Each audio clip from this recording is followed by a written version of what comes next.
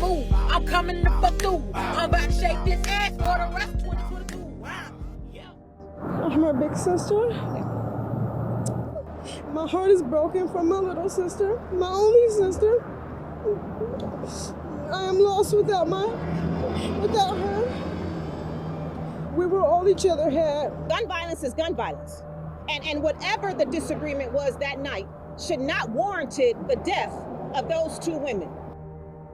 On April 10th, 2023, two vibrant young women were shot dead in the parking lot of their Sacramento apartment complex. They were gunned down by a man who couldn't risk his double life being exposed. He wasn't a stranger. He wasn't an outsider. He was someone they both trusted. They say secrets can destroy lives, but in this case, another man's secrets ended the lives of Laverne Robinson and JoJo Williams. The two young women who were girlfriends discovered a shocking secret about one young man, something he had spent a long time keeping in the darkness, and when they threatened to tell the truth, he made sure they never got the chance. As detectives went deep into this unfortunate case, they soon uncovered what the women had to get out and what their attacker believed was worth killing for. These are the lives and deaths of Laverne Pearl Robinson and Jeresse Williams.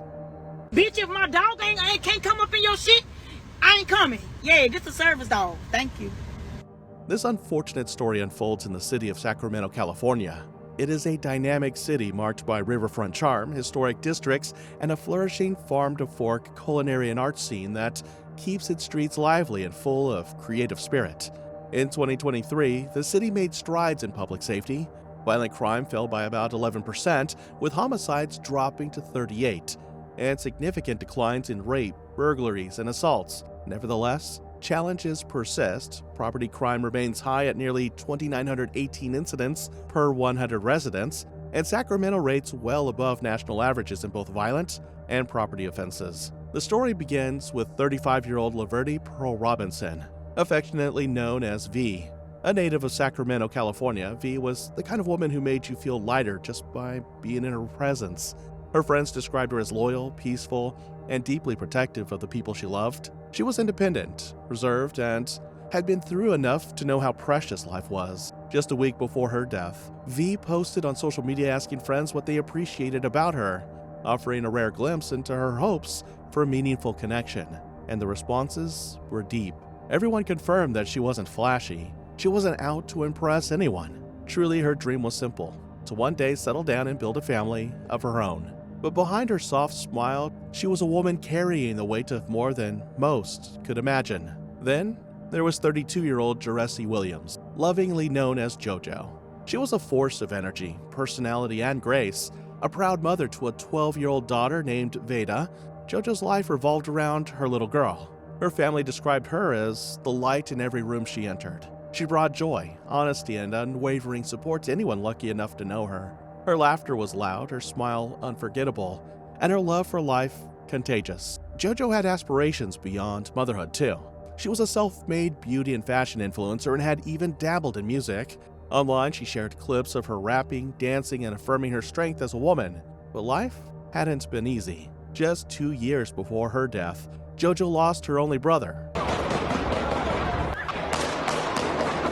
38-year-old Sergio Harris had been killed in a mass shooting on K Street in downtown Sacramento. The loss of her brother broke something inside her, but she stayed strong for her daughter. She had to. But fate was about to deal her another unimaginable blow.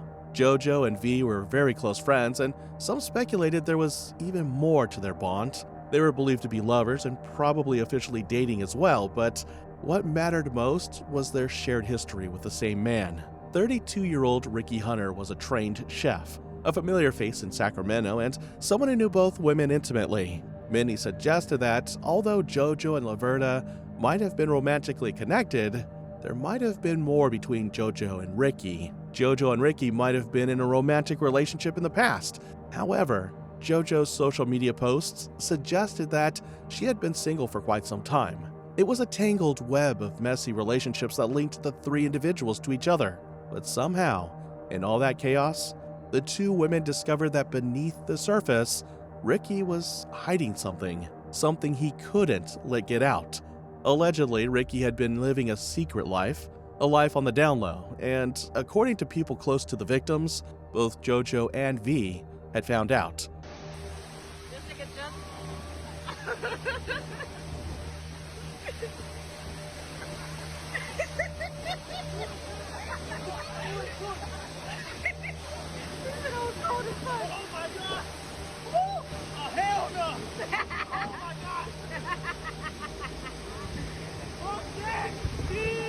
Although Ricky appeared to be a heterosexual, that is, a straight man, it seemed he was secretly having homosexual relationships.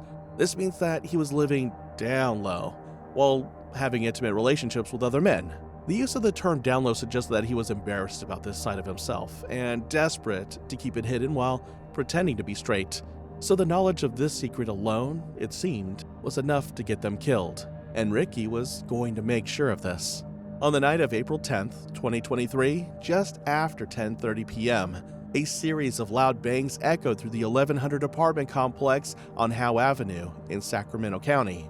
A shot spotter alert triggered an immediate response from the Sacramento County Sheriff's Office, followed by a frantic 911 call from a nearby panicked resident. When deputies arrived, they encountered a chilling scene in the dimly lit parking lot. Two women lay near a car, unresponsive and riddled with bullet wounds. One woman had been shot multiple times in the upper body. The other was positioned a few feet away, collapsed on the asphalt, her injuries just as severe. Paramedics were summoned immediately, but it was too late. Both women were pronounced dead at the scene. The complex, normally quiet according to the tenants, had suddenly turned into a war zone.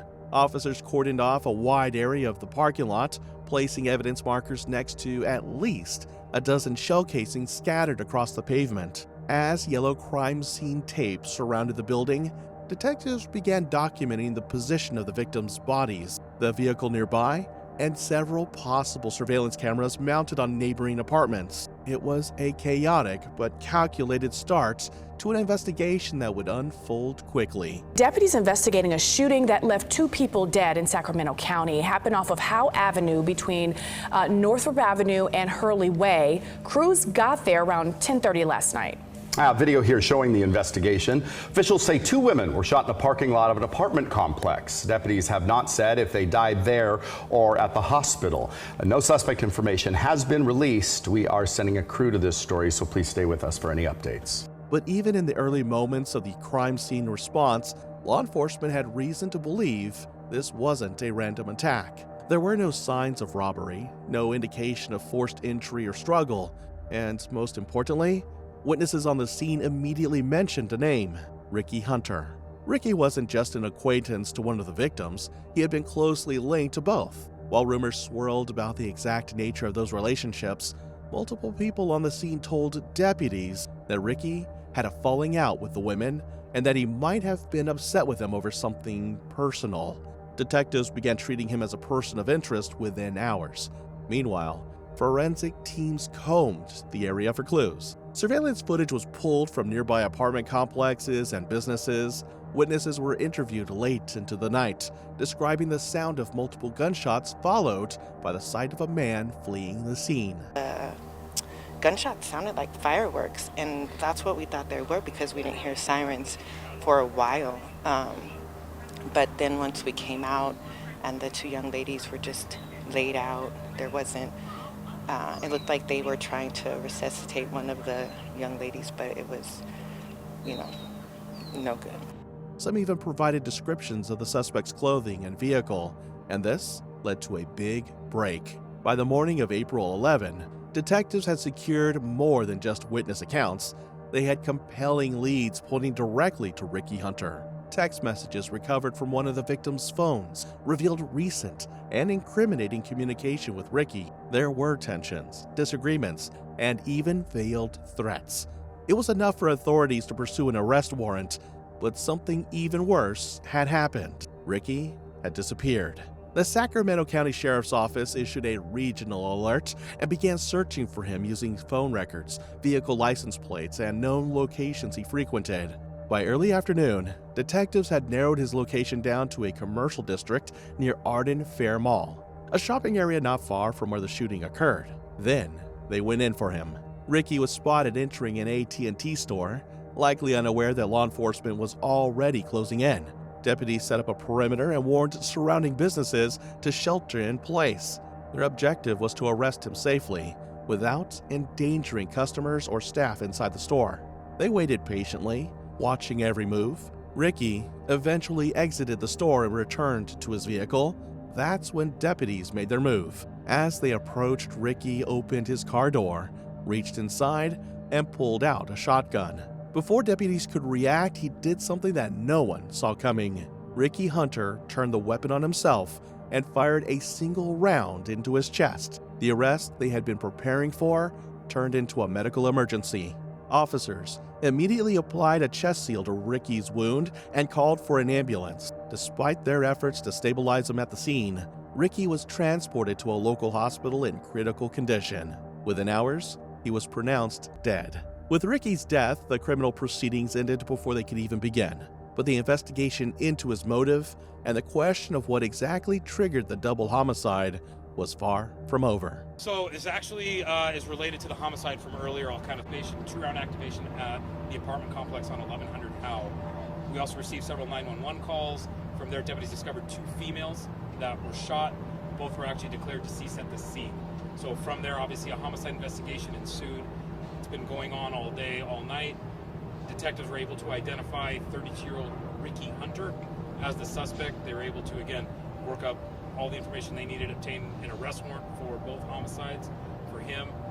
From there, detectives were able to track him to this area right here. Obviously, this falls under Sac PD's jurisdiction. This is where that collaboration comes in, working seamlessly with our partnering agencies, that they were also responding to a similar type call of what we were going to. So very seamless in terms of that portion of it. From there, deputies spotted him inside the AT&T store back here. Rather than try to apprehend a potentially armed subject inside the store with a lot of people, waited for him to actually get inside of his car, tried to arrest him inside the car. From there, he actually grabbed a shotgun, turned it on himself, shot himself in the chest. Investigators now faced a case that would never see trial, but they were determined to understand how this had escalated so violently and why 2 women were left to die in a parking lot by someone they once trusted. In the days that followed, law enforcement delved deeper into Ricky's personal life. What they uncovered painted a disturbing portrait of emotional volatility, secrecy, and fear. Friends, associates, and family members were interviewed to understand Ricky's mental state in the weeks leading up to the shooting. Some described him as off, noting that he had become increasingly withdrawn and anxious. Others said Ricky had been extremely paranoid, convinced that someone was going to ruin his reputation. The investigation revealed that Ricky may have been struggling with personal identity issues and feared being publicly exposed. Those closest to the victims soon disclosed that both JoJo and V had learned private details about Ricky's life that he wasn't ready to confront. The fear of exposure, especially within the cultural or community circles he was a part of, may have triggered a dangerous emotional spiral. But one detail didn't add up, and it changed everything. Why would he go as far as to commit double murder rather than face the truth? Authorities continued examining text logs and online activity. Social media posts suggested Ricky had still been in contact with JoJo shortly before the murders. There were no public signs of rage or impending violence, just vague, emotional updates. But behind the scene, investigators found private messages that hinted at desperation and instability. It's believed that on the night of April 10th, Ricky confronted both women in the parking lot of their apartment complex. Detectives believe the attack was premeditated. He brought the weapon with him, and surveillance footage confirmed he had been in the area earlier that day. What followed was execution-style violence. JoJo and V were shot multiple times at close range. Neither woman had a chance to defend herself. According to officials, both were likely targeted intentionally, and both were silenced before they could speak out. The evidence painted a grim and painful conclusion. Ricky Hunter had killed 2 women in cold blood to protect the lie he'd built his life around. Williams, the younger sister of 38-year-old Sergio Harris, one of 6 killed in the April 2022 deadly shootout on K Street in downtown Sacramento. Bullets ripping brother and sister away from their family just 2 years apart. This is something that's going to live on with this family throughout a lifetime. That will never go away. And the tragedy didn't end there. A 12-year-old girl lost her mother. A family still grieving the loss of a brother murdered 2 years earlier now faced the unimaginable again. And a community, already rattled by rising gun violence, was left mourning 2 more lives lost far too soon. But justice, in this case, would never see a courtroom.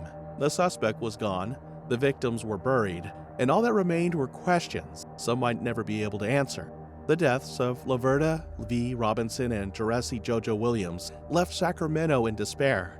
V was a mother, a mentor, a force of strength. JoJo was a free spirit, known for her sense of humor and vibrant presence. Together they were deeply loved, and tragically, they were taken far too soon. For JoJo's family, the loss was compounded by the sheer violence of it all.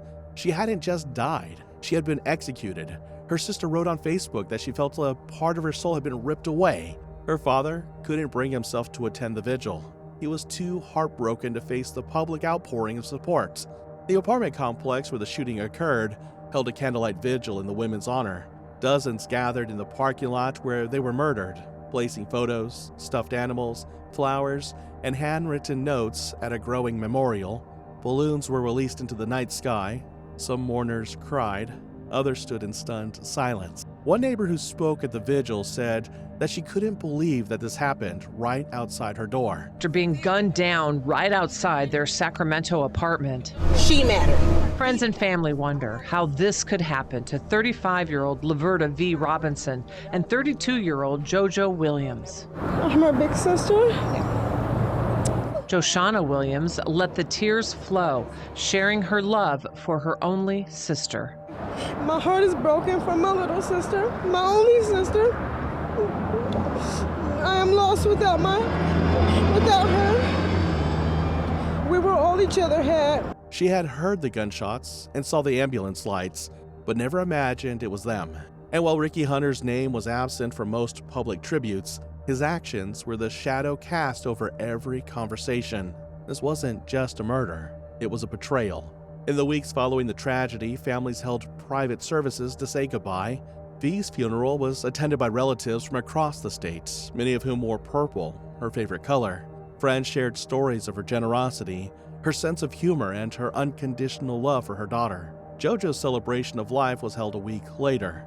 The service included music, poems, and slideshows of her life. A local church offered its space for free. Those who couldn't attend in person joined online, flooding the live stream with heart emojis and teary messages of remembrance. There was no police presence, no suspects were being led into courtrooms, just grief, faith, and a quiet attempt to find closure. But even as they laid their loved ones to rest, both families knew this wasn't closure. Not really. Because how do you bury someone who should still be alive? In the aftermath of this tragedy, a painful reality remains. 2 women were gunned down in a parking lot by someone they knew, someone they may have once trusted, and all because of secrets. What was Ricky Hunter hiding? What made him believe that killing 2 people was the only way to protect himself? We may never know, but the consequences are irreversible. This case raises urgent questions about emotional instability, fear of exposure, and violence triggered by secrecy. It's a chilling reminder of how unresolved trauma, shame, or fear can become lethal when left unchecked. If someone in your life is acting paranoid, volatile, or obsessed with control, don't ignore the signs. And if you're carrying a secret so heavy that it begins to threaten your own mental health, get support before it breaks you. JoJo and V didn't get a chance to share their side of the story. They didn't get to defend themselves. They didn't get to live. But maybe, through this video, their voices can still be heard, and always, always speak up when something doesn't feel right. Share this story to remind someone silence can be deadly. Let us know what you think in the comments section below.